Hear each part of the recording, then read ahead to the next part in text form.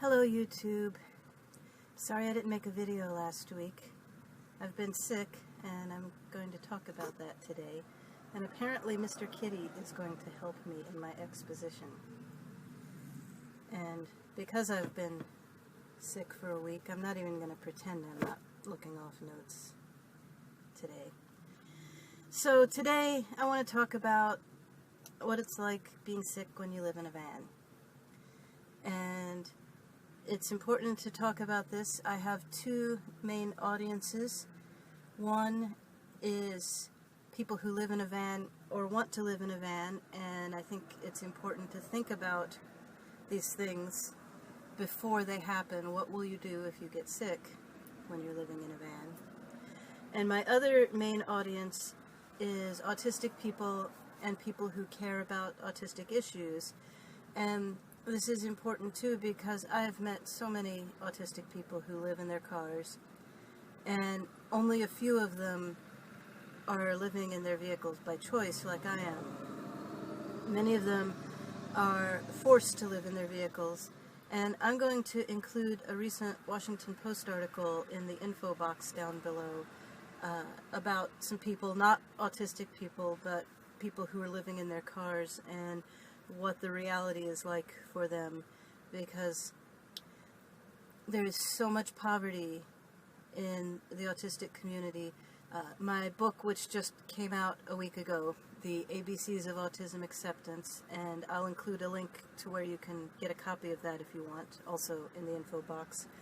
I have a chapter about poverty and how widespread it is among autistic people. So, next on my outline, I got sick. I went to a conference and there was a virus going around and everybody got it. And I usually have a really strong immune system, but conferences are a really bad, unhealthy, light-dark environment. I was spending my days in dark rooms with PowerPoint slides and my evenings in overly lighted lobbies, hotel lobbies, and I have a neurological disorder called hypernictemural syndrome, which could be a whole video unto itself. In fact, I'm sure at some point it will be. But the nutshell explanation of that is that the suprachiasmatic nucleus in my brain, which is your body's timekeeper, it's like time central for your body, does not function within normal parameters, and that those days of reversed light and dark really messed it up. And with hypernictemural syndrome, part of the problem is a rigidity, where like somebody that doesn't have a circadian disorder can just bounce back within a couple of days from a conference like that. It's like having jet lag. And most people get over jet lag within, depending on how far they traveled, within a day or a few days. But with the rigidity, my brain doesn't really snap back. It doesn't have the elasticity that is required. And so the conference put me into desynchronization, and the easiest, quickest way I know how to describe what that is imagine if every cell in your body was in a different time zone all at once. Basically, when I'm desynchronized, my immune system is just knocked out from under me. I have no immune system. And so I just needed a few good sunny days to get back on track. But as luck would have it, the whole week after the conference was raining and overcast. I couldn't get any sun. And so my fever just dragged on and on and on. And a fever has its own circadian rhythm. I'm sure you must have noticed, if you've ever had a fever, that it tends to spike at night and then go down during the day. And that's why when you're sick with a fever, you tend to be up all night watching bad television and then sleeping all day. So between getting desynchronized by the conference and then having a fever that was keeping me desynchronized and an overcast sky that was keeping me desynchronized, my immune system wasn't coming back. I'm finally getting better because this is my third sunny day. And yesterday I blew off doing anything productive, and I drove about 13 miles from here to the Antietam battlefield and just spent the day walking around the cornfields and the graveyards and the farmhouses, and I visited Burnside Bridge and just soaked in the sunshine therapeutically. I mean, yes, it was kind of a vacation. I really like historical stuff, so I enjoyed being there, but the whole point was to go someplace that would distract me enough that I could stand to just get out and slowly walk around in the sunshine. And so my fever's gone now. I'm finally able to move on to my next stop. But the reality of being sick when you live in a van, just to get some juice meant walking a mile. And I know for a fact I'm not exaggerating because I have a pedometer on my phone. And I just walked from here into the Walmart, which is right over there, and bought some juice and walked back here, and my pedometer said, "Congratulations, you've walked a mile." Imagine having a fever and being really sick and just wanting to sleep all the time, but you really want some juice, so you've got to go walk for a mile.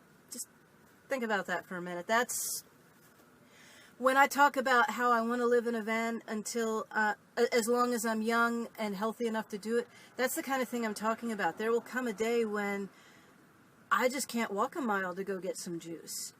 I have a toilet in my van. I know a lot of people who live in their vehicles and don't have toilets. Imagine being sick and you've got to walk a mile to get to the toilet. That's not going to work for most people. And then, as you know, when you're sick for a long time, your laundry piles up, and I had to look for a 24-hour laundromat and drive over and do my laundry, and that was not fun. And I needed a 24-hour laundromat because I was desynchronized, and when you're desynchronized, you're not functioning on business hours. A lot of stuff is closed when you need it. Healthcare access. I get Medicaid because I'm low income, but I'm a low income migrant worker. I'm a migrant worker because the only way to really build up an audience, if you're a writer, is to get out and do book signings and book readings, and the only way I could afford that was to live mobile like I do. That's a big part of why I live in a van, is so that I can try to build up the business, the career that I'm working on. But Medicaid is administered by the states, and that's where the problem comes in for a migrant worker, whether you're a migrant worker that goes to another state to pick blueberries or goes to another state to present at a conference. Last fall I was bit by a brown recluse spider and spent 4 days in the hospital. They thought they were going to have to do surgery. The bills piled up. My state Medicaid wouldn't pay it because I was out of state, and I couldn't pay it because it was thousands of dollars. And so it went to collections. Technically, I have insurance, but realistically, I don't. So that's another issue for someone who travels, is if you don't have insurance that travels with you, what are you going to do when you get sick? Because for all practical purposes, I'm completely uninsured, as long as I'm not in my home state, and I'm only in my Medicaid state a couple of months a year. So I'm better now, recovering. I'm recovering now, because I've gotten some good sun, and I'm no longer desynchronized, and my immune system is coming back, and what should have been just a little cold, but blew up into a week of really bad illness, is on its way out now. I just wanted to talk about the realities. People talk a lot about the freedom of van life and the excitement and the adventure, and yes, all of that is there. This is a very exciting life, and I have a lot more freedom once you take into account the restrictions of my limited resources. I have a lot more freedom than I ever had living in an apartment. I have a much higher quality of life than I had living in an apartment, but there are things like this that are difficult, are very difficult. You know, most people in this country, I think, are about 2 paychecks away from living in a vehicle. And, you know, if that scares you, talk about that. Let's get a conversation going. This is an important topic. If you liked this video, click like, click subscribe. This is part of the Autistic Happiness Project. I have a Patreon page. There's a link to it on my YouTube page, and I'll put a link in the info box. And I'm really excited to announce that my first Autistic Happiness Project interview is going to be happening soon. I'm going to let that be a surprise, but expect to see something other than my face on this channel very soon, which is the whole goal of this project. Getting other people on this channel talking about autistic happiness, what they are doing to increase it. I'm sorry my presentation is so bad today. I've been sick for a week, so I hope you're feeling better than I am, and I'm glad that I'm feeling better than I was. And I'll see you guys next week. Until then, I love you. Love yourself.